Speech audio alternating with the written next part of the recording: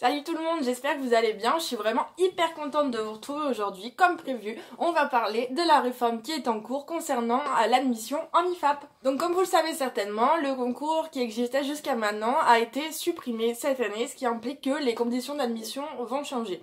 Le problème, c'est que ça fait maintenant plusieurs mois qu'on est en attente de l'arrêté ministériel qui est censé définir les nouvelles conditions d'admission en IFAP. Et donc c'est un petit peu compliqué parce que les élèves qui projettent de s'inscrire ne peuvent pas le faire. Les IFAP, ils peuvent pas organiser leur procédure d'admission, etc. Donc c'est un petit peu la panique pour tout le monde. Et avec toute cette pression, on va dire, le ministère de la Santé a commencé à laisser échapper quelques infos pour aiguiller un peu tout le monde sur le fonctionnement qui sera bientôt le fonctionnement officiel pour l'admission en IFAP. Et donc c'est ce qu'on va voir tout de suite. Donc le gros changement à retenir, comme je vous le disais, c'est qu'il n'y a plus de concours. Maintenant l'admission se fera sur dossier. Qu'est-ce qu'il va y avoir dans ce dossier? C'est là qu'on a encore quelques incertitudes. La seule chose dont vous pouvez être sûr, c'est qu'on va vous demander un CV et une lettre de motivation. Ces deux éléments, c'est les éléments classiques, on va dire, de toute candidature. Et je pense que tout le monde s'y attendait un peu. C'est la raison pour laquelle, du coup, vous pouvez commencer à préparer votre CV et votre lettre de motivation, puisque vous pouvez être à peu près certain qu'on va vous les demander dans votre dossier. Là où il y a quelque chose de plus ou moins nouveau, c'est qu'on commence à parler de, je vais vous citer l'intitulé, une analyse de situation personnelle ou professionnelle en lien avec le projet professionnel.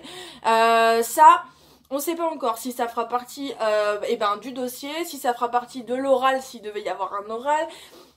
Mon IFAP m'a recommandé personnellement de commencer à préparer cette analyse de situation, commencer à réfléchir dessus, à prendre des notes, etc. Puisque eux considèrent que y a quand même de fortes chances que ça me soit demandé, que ce soit à l'écrit ou à l'oral. Donc a priori, vous ne perdez pas de temps à commencer à préparer cette analyse de situation. On va maintenant voir qu'est-ce que c'est que cette analyse de situation, en quoi ça consiste. Donc comme je vous l'ai dit, c'est une analyse de situation qui est personnelle ou professionnelle. Vous avez donc deux options au choix. La première, c'est de prendre une situation qui est issue de votre vie personnelle, c'est-à-dire en dehors de votre travail. Donc ça peut être une situation que vous avez vécue par exemple avec vos enfants en tant que parents, ou avec des enfants de votre entourage, que ce soit vos amis, votre famille, voilà, ce genre de choses. Toute situation qui est annexe à une situation d'emploi. Le deuxième type de situation qui est possible, c'est une situation du coup professionnelle, donc soit une situation que vous avez vécue dans le cadre de votre emploi, si vous avez déjà travaillé avec des enfants, je pense par exemple à des personnes qui sont assistantes maternelles, ou qui ont des CAP petite enfance, qui ont déjà travaillé en crèche, ou je sais pas si vous avez fait du babysitting, si vous avez déjà travaillé dans le domaine de l'animation, tout ces genres de travail en fait où vous côtoyez des enfants, vous avez passé des moments avec eux. Le deuxième possibilité concernant la situation dite professionnelle, c'est de prendre une situation que vous avez vécue en stage. Là par exemple, si je sais pas si vous avez eu la chance de pouvoir faire un stage en crèche ou un stage à l'hôpital, en maternité, etc. Tout ce qui peut se rapprocher plus ou moins du métier d'auxiliaire, ça peut correspondre en fait à du coup cette analyse de situation. Donc voilà, pour vous donner quelques exemples, je sais pas, mais ça pourrait être par exemple des temps d'activité avec les enfants, des temps de jeu, des temps de repas, des temps du goûter ou j'en sais rien, des temps de soins aussi, par exemple d'échanges ou des bains, des moments où je sais pas, vous habillez les enfants, peu importe en fait, tout ce qui pourrait plus ou moins se rapprocher du métier d'auxiliaire. Voilà, maintenant pour être certain de faire le bon choix concernant cette situation analysée, pour moi la seule chose qu'il faut garder en tête, c'est que cette analyse, elle va devoir montrer à ceux qui vont la lire que vous êtes capable et même que vous êtes légitime pour entrer en formation d'auxiliaire. Il faut choisir une situation qui va montrer que vous pouvez être une bonne auxiliaire, en fait, que vous pouvez être compétente et que vous êtes légitime pour être accepté en formation.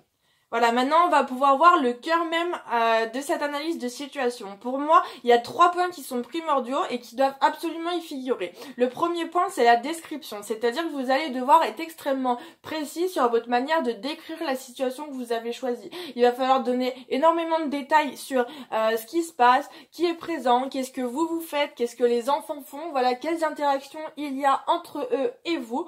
Il va falloir donner du détail et de la matière aux personnes qui vont lire votre analyse pour qu'ils puissent bien s'imaginer la situation que vous souhaitez analyser.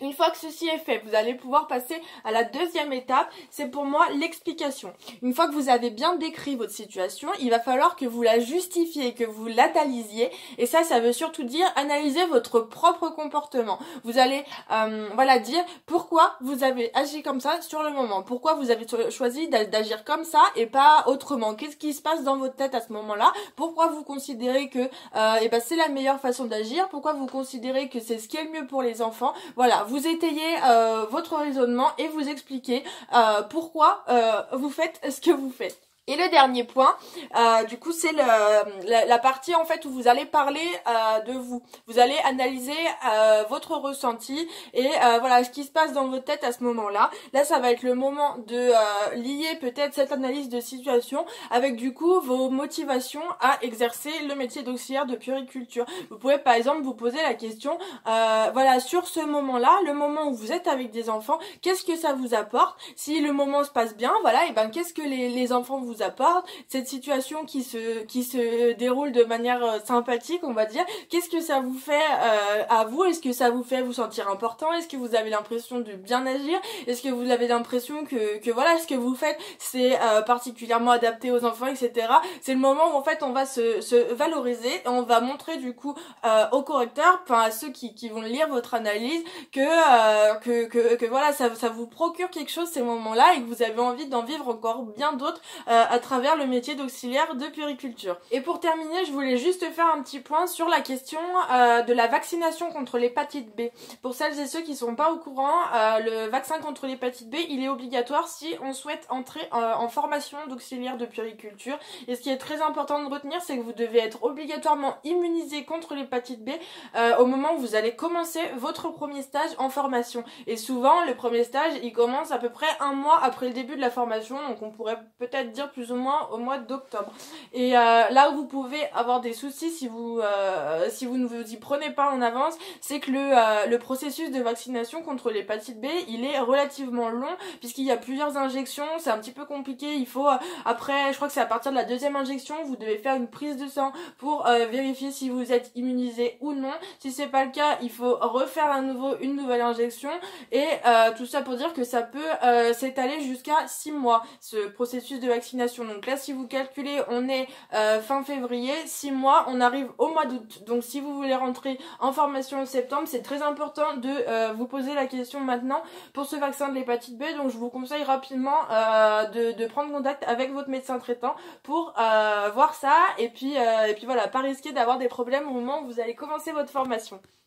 Donc voilà, j'espère que cette petite vidéo vous aura plu. Si vous avez des questions sur le contenu du dossier ou sur l'analyse de situation, j'essaierai de vous répondre. N'hésitez pas à les poser dans les commentaires, je ferai de mon mieux, même si j'ai absolument pas toutes les réponses. Et de toute façon, les réponses, on ne les aura pas tant que l'arrêté ministériel ne sera pas sorti.